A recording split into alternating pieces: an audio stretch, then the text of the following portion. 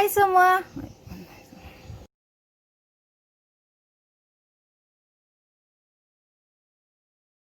Action. Hai semua, saya Werni. Terima kasih sudah nonton video saya. So, bagi kamu yang belum subscribe YouTube channel saya, kamu boleh tekan like dan lonceng supaya kamu boleh tahu bila masa saya upload video baru. Yes, kucing ini. Hari ini saya mau bercerita di mana kisah yang akan saya ceritakan ini saya telah ambil dari Alkitab Kristen, di mana cerita ini mengisahkan tentang seorang lelaki yang berbadan gagah, berambut panjang. Mesti kamu tahu kan siapa dia punya orang? Oke, siapakah orang itu? Stay tengok video saya karena kamu akan mendapat sesuatu yang menarik. Nama orang itu, nama lelaki itu ialah Simson. Simson. Dalam Perjanjian Lama bab yang ke-7, cerita Simson itu telah diceritakan dalam bab Hakim-Hakim pasal 13 hingga 16. Kisah ini menceritakan ada sepasang suami istri yang suaminya bernama Manoah, berasal dari suku Dan mereka tinggal di kota Zorah. Manoah telah berkawin dengan seorang wanita, tetapi namanya tidak disebut dalam Alkitab Kristen. Sepanjang pernikahan mereka, tahun-tahun pun berlalu, mereka pun meningkat usia. Istrinya didapati mandul, artinya dia tidak akan melahirkan anak. Namun, disebabkan kedua-dua pasangan ini, Manoah dan istrinya taat kepada Tuhan, mereka mengikut pimpinan Tuhan dalam hidup mereka, maka suatu hari Tuhan telah mendatangkan malaikatnya di hadapan istri dia. Kejadiannya seperti ini. Pada suatu hari, malaikat Tuhan menampakkan diri kepada istri Manoah dan berkata, "Selama ini engkau tidak mempunyai anak, tetapi tidak lama lagi engkau akan mengandung dan melahirkan seorang anak lelaki. Oleh itu, jagalah dirimu sebaik-baik, jangan minum wine atau minuman keras, dan jangan makan makanan haram." Dan pesan terakhir malaikat itu, selepas anakmu lahir, jangan sekali potong rambutnya, karena sejak hari kelahirannya, anak itu akan ditabiskan kepada Allah sebagai orang Nazir. Dia akan mula membebaskan umat Israel daripada kekuasaan orang Filistin. Setelah malaikat itu memberitakan apa yang difirmankan Tuhan, dan disepialah dia. Mendengar itu, istri Manoah langsung berlari dan mendapatkan Manoah dan menceritakan apa yang dilihatnya, apa yang didengarnya, yang diberitahu oleh malaikat itu. Dan sebenarnya mereka tidak tahu yang orang, dia seperti orang yang malaikat itu seperti orang, tapi mereka tidak tahu yang sebenarnya dia itu malaikat. Dengan hati yang terkejut mendengarkan apa yang diberitakan istrinya, Manoah pun berdoa. Dia meminta kepada Tuhan untuk mendatangkan kembali malaikat itu, untuk mengajar mereka apa yang harus dilakukan selepas anak itu lahir. Maka Tuhan pun mendengar doa Manoah dan mendatangkan kembali malaikat itu, malaikat yang berupa manusia. Dan suatu hari malaikat itu hadir lagi di hadapan istrinya, dan istrinya langsung berlari mendapatkan Manoah, mengatakan, orang yang bercakap dengan saya hari itu ada datang sekarang, dia bilang dia. Sabar betul. Manoah dan istri pun berlari mendapatkan malaikat itu ataupun orang itu. Dan selepas mereka sudah bercerita, malaikat itu sudah memberitahu mereka apa yang akan terjadi terhadap mereka nanti. Malaikat itu pun mau pulang. Manoah, mau pulang aku. Dan Manoah pun menahan dia sekejap. Nanti dulu bah kau pulang, makan dulu kita, bilang Manoah dengan itu malaikat. Oleh itu Manoah mengambil seekor anak kambing dan korban untuk mengucap syukur. Lalu meletakkannya di atas batu dan mempersembahkannya kepada Tuhan, yaitu Tuhan yang melakukan perkara yang mengagumkan. Sedang api naik ke atas dari mazmur itu, Manoah dan istri nampak malaikat Tuhan menuju ke langit. Di dalam nyala api itu barulah Manoah sadar bahwa yang dilihatnya ialah malaikat Tuhan. Kemudian dia dan istri sujud menyembah. Mereka tidak pernah nampak malaikat itu lagi. So dari situlah malaikat itu tidak kembali lagi ataupun tidak muncul lagi di hadapan dorang. Dan selepas itu istrinya pun mengandung dan melahirkan seorang anak lelaki dengan selamat. Dan anak itu mereka namakan Simson. Anak itu makin lama makin besar dan Tuhan memberkati dia. Dan sesudah Simson meningkat usia, dia pun mengembaralah di tempat-tempat lain. Namun setibanya dia di kota Timna, di sana dia telah melihat seorang gadis dan tiba-tiba dia jatuh cinta dengan gadis itu. Simson pun pulang dan menceritakan semua yang dilihatnya kepada dia punya parents. Dan dia bagi tahu, saya ada suka seorang gadis di Timna. Mengetahui itu, parents dia pun marah. Kau ini, ada perempuan lain gak kau mau? Dan Simson pun berkata, tapi saya suka dia. Dan setelah berbincang, parents dia pun akun. Yalah, pergilah kita di Timna itu. Ambil itu semendak. So, dalam perjalanan mereka, di sekitar kawasan kebun anggur orang-orang Palestina di Timna, berhentilah dorang di sana untuk berehat. Tiba-tiba datanglah seekor singa dan menyerang Simson.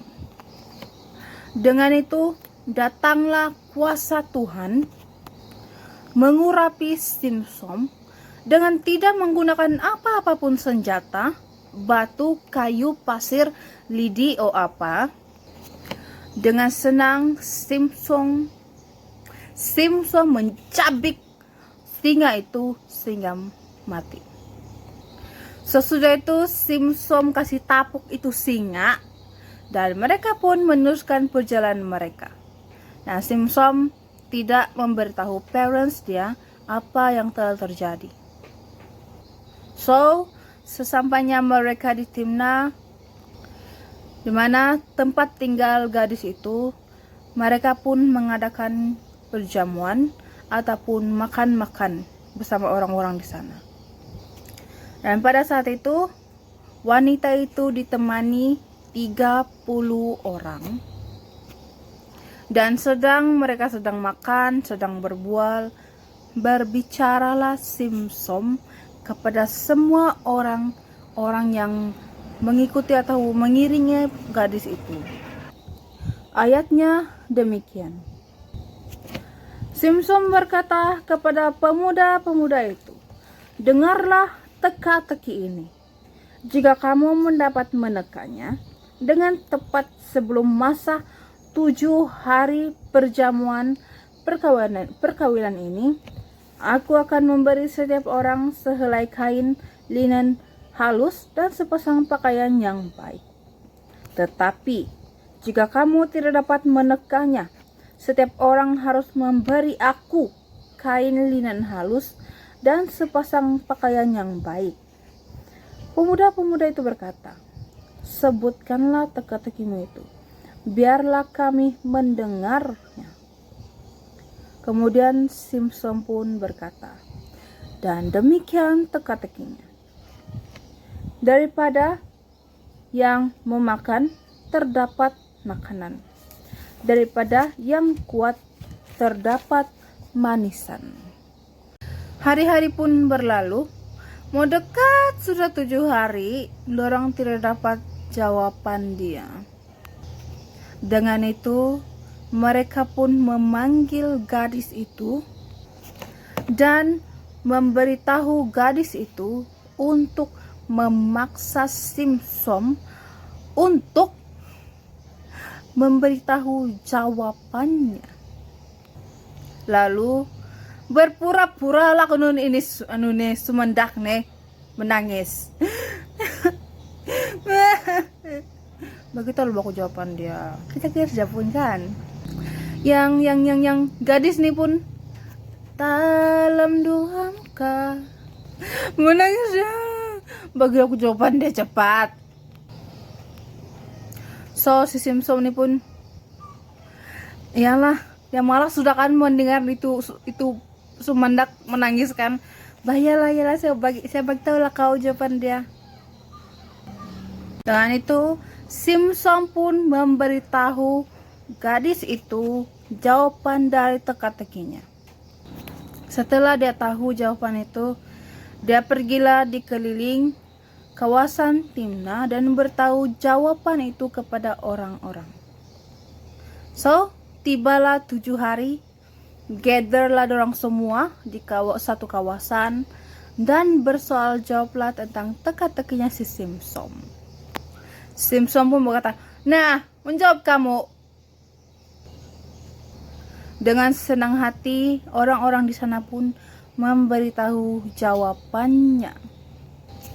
Lalu menjadi marahlah Simson dan berkata, jika kamu tidak memperalat istri saya, kamu tidak akan dapat jawaban dia.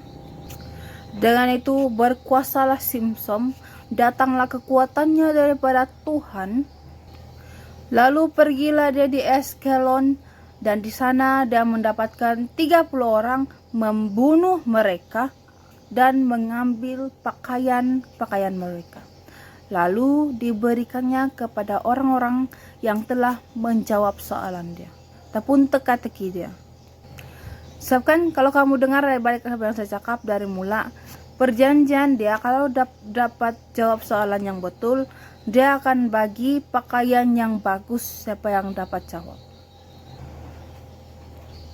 Dengan itu perasaan si Simson masih marah dan dia pulanglah tempat keluarga dia di Dan.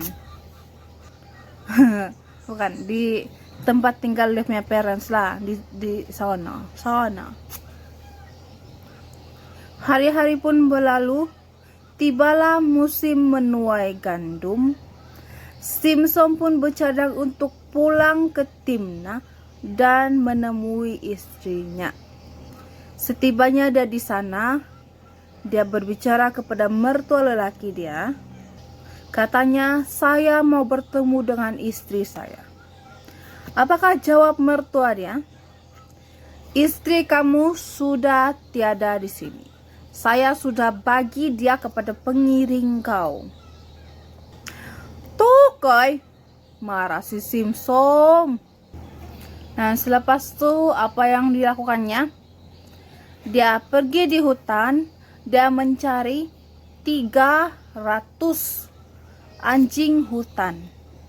Mana anjing itu telah diikatnya, badan tuh anjing kan telah dia kasih ikat dengan obor-obor.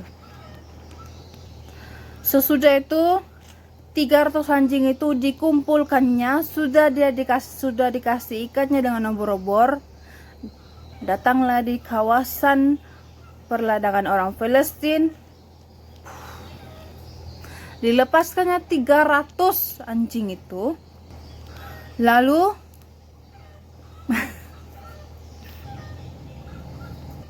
oleh itu terbakarlah tanaman gandum, ladang anggur, dan juga minyak zaitun dorang milik orang Palestina hangus semua. Sesudah itu mencarilah orang-orang Palestina kepada Simsom untuk menanyakan apakah tujuan dia dan kenapa dia membakar ladang-ladang itu. Dan Simsom pun memberitahu bahwa istrinya telah diberikan kepada orang lain. Dan semua orang-orang yang berjumpa dengan dia pergilah di rumah mertuanya. Dikumpulnya seisi rumah itu, di dalam rumah itu dikuncikan. Kamu tahu apa dia buat? Mereka membakar rumah itu hingga hangus. Artinya orang yang di dalam itu pun mati juga. Perasaan Simsom masih menyala-nyala dengan kemarahannya. Maka orang-orang yang berada di sekeliling rumah mertuanya pun dia serang dan dia bunuh semuanya. Kemudian Simsom menyembunyikan dirinya di sebuah gua di Bukit Batu di Etam. Dan kemudian beberapa hari berlalu, orang-orang Palestina pun menyerang kota Lehi di wilayah orang Yehuda.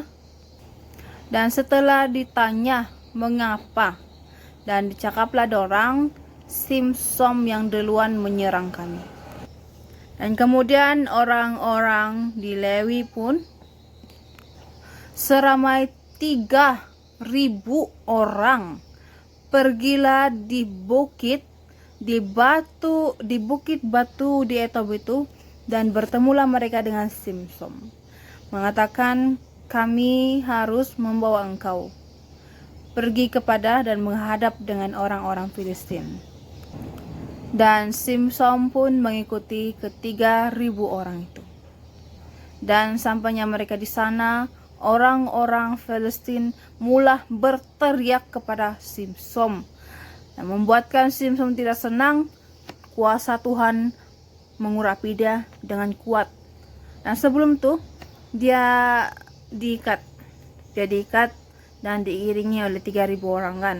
Dan sampainya sana dia diteriak, dia stres, sudah malas dia mau dengar, dan kuasa Tuhan mengurapi dia.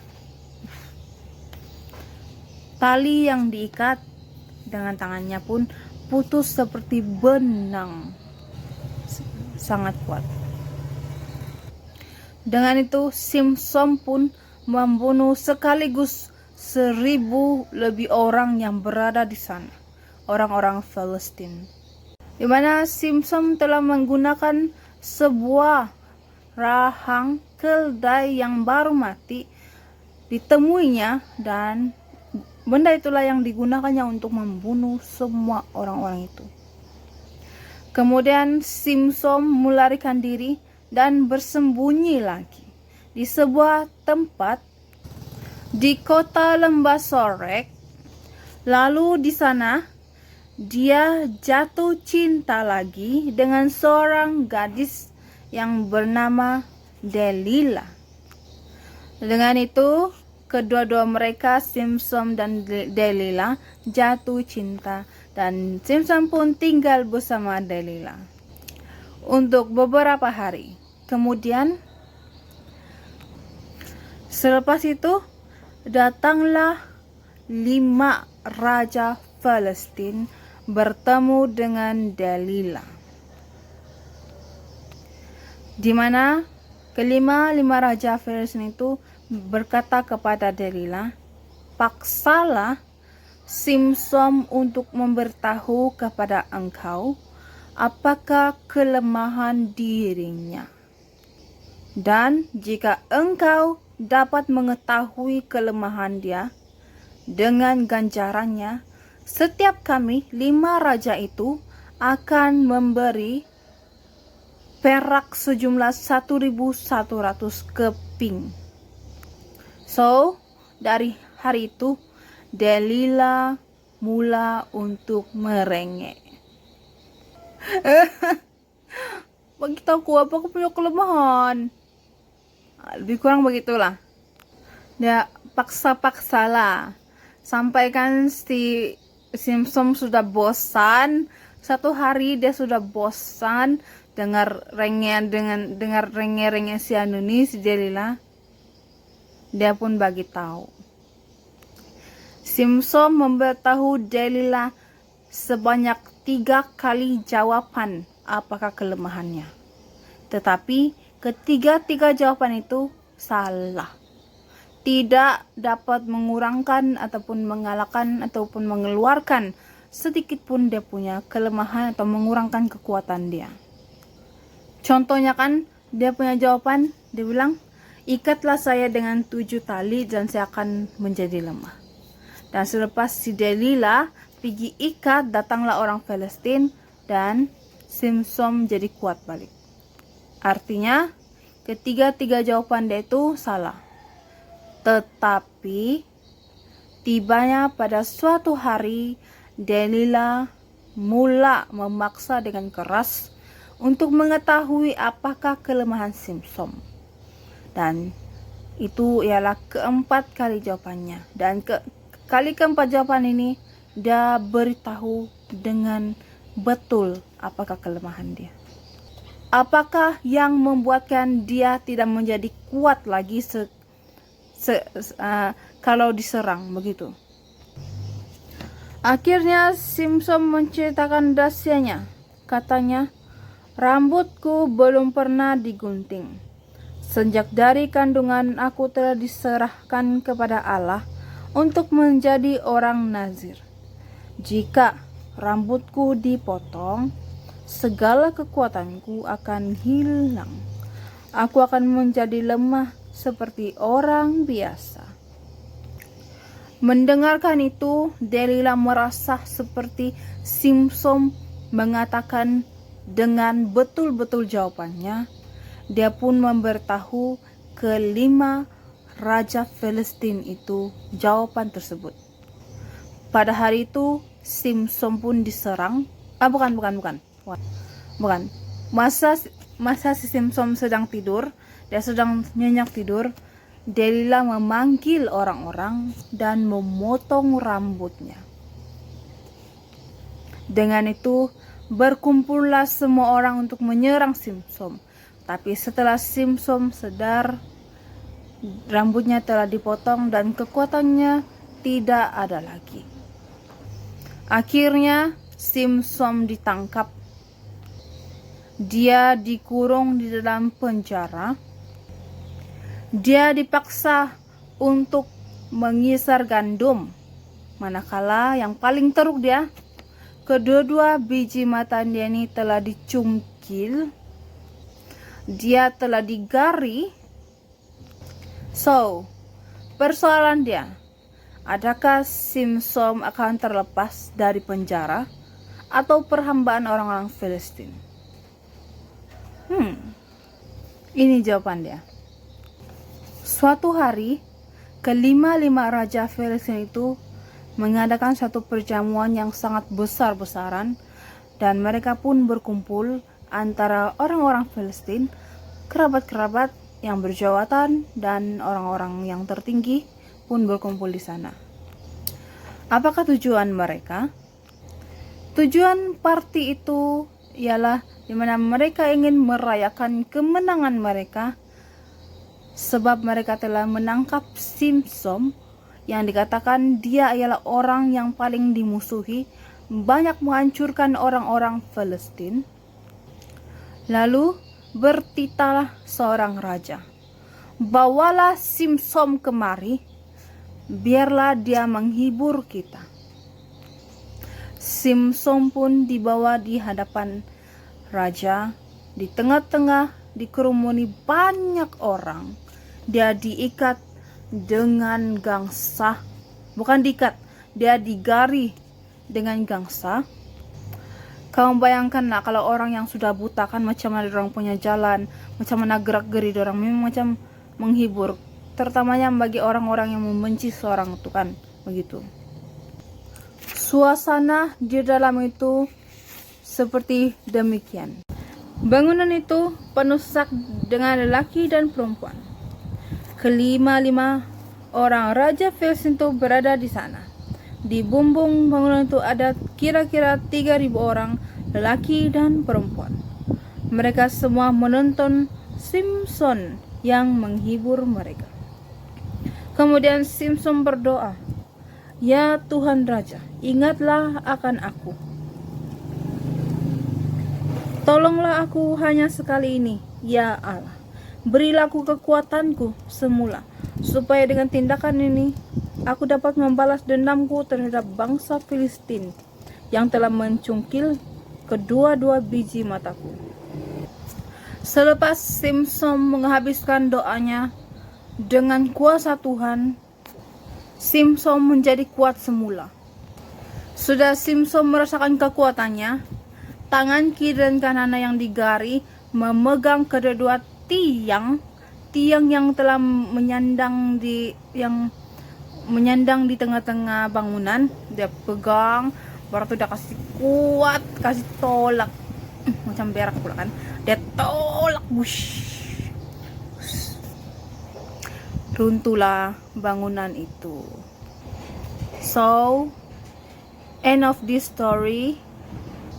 Simson kelima-lima Raja Filistin itu, dan ada sekitar 3.000 di bagian atas bangunan, dan ada sebilangan orang juga di bagian bawah, dan mengatakan kawasan itu diliputi dengan banyak sesak. Artinya memang susah terlaluan dalam bangunan itu.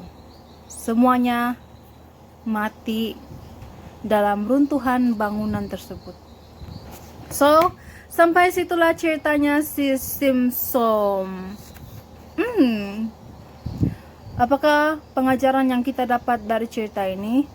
Satu, secara pribadi kita kena tahu, ya, kalau kita percaya, sebagai orang percaya, kita ialah umat pilihan Allah, sama seperti Simson. Tapi kita kena tahu juga cara Tuhan untuk memakai kita itu lain-lain. Mungkin Tuhan pakai kita dengan situasi yang sangat teruk, ataupun menguji kita dalam perkara-perkara yang lain teruk lagi, ataupun yang ada yang setakat kita boleh kita akan lalui, setakat yang kita boleh hadapi, kita boleh menyelesaikannya. Dan poinnya di sini, tetap bersedia. Biarpun kita tahu apa akan berlaku, just get ready. Nomor 2, tetap mengucap syukur. Oke, kalau kita baca dalam cerita Simson nih, ada beberapa kali yang Tuhan turunkan kuasanya untuk Simson. Untuk first time, dia guna kuasa dia masa dia menyerang singa, Tuhan mengurapi dia berikan kuasa. Sebab Tuhan menyertai dia. Dan kalau kamu baca betul-betul, ini cerita dalam Alkitab, bukan dari apa yang saya cerita tadi, tapi baca dalam Alkitab, semua yang berlaku semasa perjalanan hidupnya si Simson, semuanya dirancang. Dirancang oleh siapa? Dirancang oleh Tuhan. Nanti kamu baca sendiri supaya kamu pun boleh belajar, kamu pun boleh tahu apa sebenarnya pekerjaan Tuhan dalam kehidupannya Simson. Oke, kita berbalik kepada poin kedua. Kenapa saya cakap kena sentiasa mengucap syukur?